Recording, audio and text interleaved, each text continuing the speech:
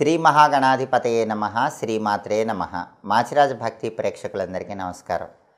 September నెలలో మేషాది ద్వాదశ రాశులకి మాస ఫలాలు ఏ విధంగా ఉంటాయో, నెల మొత్తం యోగించాలంటే ఎలాంటి ప్రత్యేకమైన పరిహారాలు పాటించాలో, ఎలాంటి మంత్రజపం చేయాలో, ఏ దేవీ దేవతల ఆలయ దర్శనం చేసుకోవాలో, సెప్టెంబర్ నెలలో మీ రాశిని బట్టి ఏ తేదీలు కలిసి వస్తాయో, ఏ తేదీలు కలిసి రావో ఈ వీడియోలో మనం తెలుసుకుందాం. మేషాది ద్వాదశ రాశులకి సెప్టెంబర్ నెలలో ఫలితాలు ఎలా ఉండబోతున్నాయి, సెప్టెంబర్ నెలలో ఏ రాశి వాళ్ళు ఏ మంత్రం చదువుకుంటే నెల మొత్తం విశేషంగా యోగిస్తుంది, సెప్టెంబర్ నెలలో మీ రాశిని బట్టి పాటించాల్సిన పరిహారం ఏంటో తెలుసుకోవాలనుకుంటున్నారా? అయితే వీడియో మొత్తం స్కిప్ చేయకుండా పూర్తిగా చివరి వరకు చూడండి.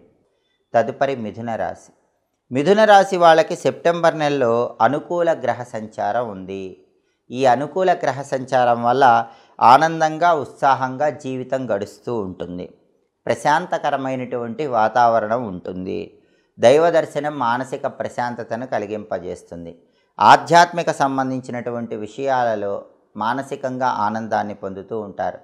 తీర్థయాత్రలకు వెళ్ళాలనేటటువంటి సంకల్పం నెరవేరుతుంది. పుణ్యక్షేత్ర సందర్శనం చేస్తారు. ప్రయాణాలలో సౌఖ్యం ఉంటుంది. అంటే ప్రయాణాల వల్ల మంచి ప్రయోజనాలు పొందగలుగుతారు. కుటుంబంలో కూడా మిథున రాశి వాళ్ళకి సఖ్యత పెరుగుతుంది. ఇంతకుముందు కుటుంబంలో ఉన్నటువంటి విభేదాభిప్రాయాలన్నీ తొలగిపోయి కుటుంబంలో సానుకూల వాతావరణం పెరుగుతుంది. అలాగే నూతన వస్త్ర లాభం ఉంటుంది. నూతన వస్తువులు కొనుగోలు చేస్తారు. అలాగే స్త్రీ సౌఖ్యం ఉంటుంది. మిథున రాశి పురుషులకి స్త్రీల వల్ల మంచి ప్రయోజనాలు చేకూరతాయి. అలాగే మిథున రాశి స్త్రీలు ఇతర స్త్రీల యొక్క సహాయ సహకారాల వల్ల ముఖ్యమైన పనులన్నీ సులభంగా పూర్తి చేసుకోగలుగుతారు. అదేవిధంగా నూతన పరిచయాలు ఏర్పడతాయి. కొత్త కొత్త పరిచయాలు మిథున రాశి వాళ్ళ బంగారు భవిష్యత్తుకు సెప్టెంబర్ నెలలో నాందివాక్యం పలుకుతాయి.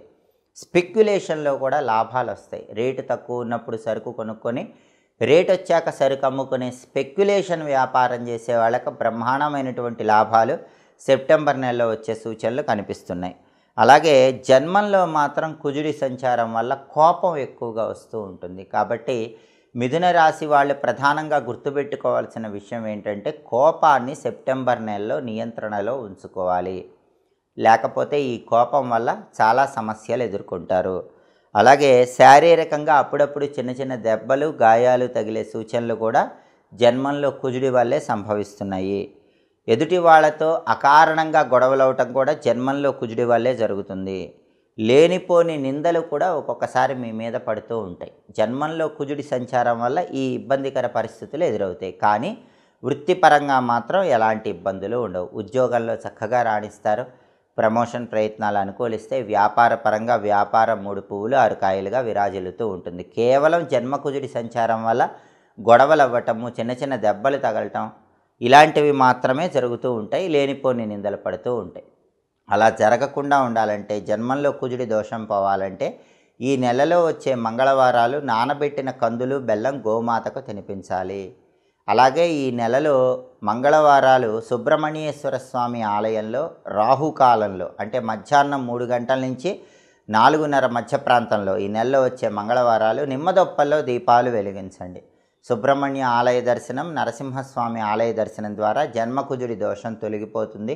లక్ష్మీ నృసింహ కరావలంబ స్తోత్రం కానీ సుబ్రహ్మణ్య కరావలంబ స్తోత్రం కానీ చదివినా విన్నా కూడా ఈ దోషం నుంచి తొందరగా బయటపడవచ్చు. ప్రతిరోజు కూడా ఓం అం అంగారకాయ నమః అనే మంత్రాన్ని 21 సార్లు పఠించడం ద్వారా జన్మకుజుడి దోషాన్ని తొలగింపజేసుకొని సకల శుభాలను సిద్ధింపజేసుకోవచ్చు. ఈ నెలలో మిథున రాశి వాళ్ళకి కలిసి వచ్చేటటువంటి తేదీలు 2, 10, 12, 19, 21, 25, 30 ఈ తేదీల్లో ముఖ్యమైన పనులన్నీ చేసుకోవాలి.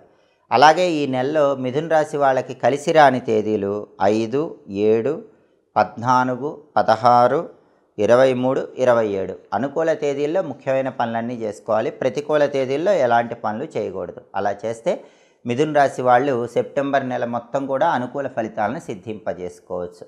ఇవి సెప్టెంబర్ నెలలో మేషాది ద్వాదశ రాశులకి మాస ఫలితాలు. ప్రతి నెలలో కూడా మీ మాస ఫలితాలు తెలుసుకోవాలనుకుంటున్నారా?